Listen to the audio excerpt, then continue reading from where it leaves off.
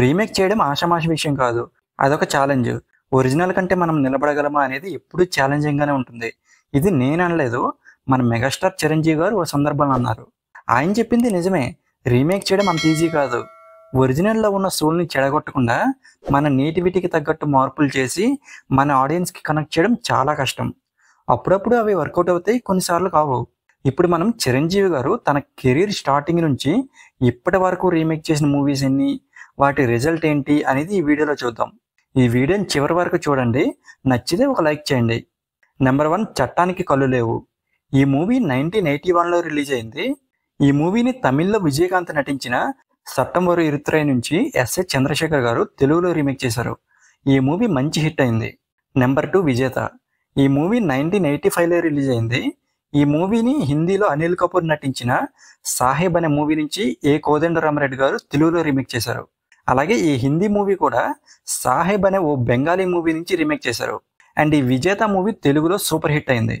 Number 3 పసివాడి ప్రాణం. ఈ movie 1987లో release అయింది. ఈ మూవీ మలయాళంలో మమ్ముట్టి నటించిన పూవిన్ను పుత్తియ పుంతెనల్ అనే మూవీ నుంచి ఏ కోదండరామరెడ్డి గారు తెలుగులో రీమేక్ చేశారు. ఈ మూవీ తెలుగులో ఇండస్ట్రీ హిట్ అయింది. నెంబర్ 4 ఖైదీ నెంబర్ 786. ఈ మూవీ 1988లో రిలీజ్ అయింది.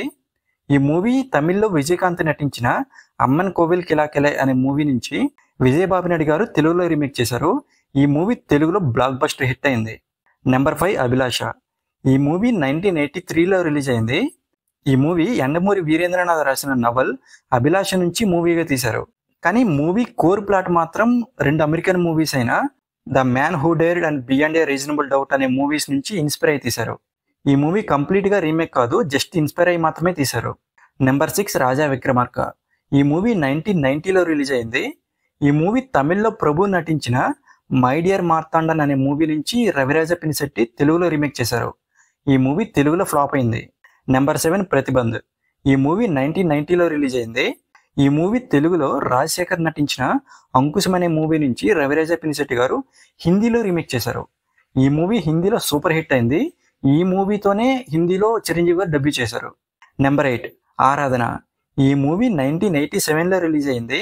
ఈ మూవీ తమిళ్లో సత్యరాధ నటించిన కడలోర కవితైగల్ అనే తమిళ మూవీ నుంచి భారతీ రాజా గారు తెలుగులో రీమేక్ చేశారు.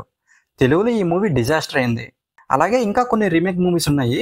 వాటిని నెక్స్ట్ వీడియోలో చూద్దాం. చిరంజీవి గారిని స్టార్ని చేసిన ఒక మూవీ ఉంది. ఆ మూవీ పేరేంటి, అది ఏ మూవీ నుంచి ఇన్స్పైర్ అయి తీశారో తెలిస్తే కామెంట్ చేయండి. ఆ మూవీ 1983లో రిలీజ్ అయింది. ఆ మూవీతోనే చిరంజీవి గారు సూపర్ స్టార్ అయ్యారు.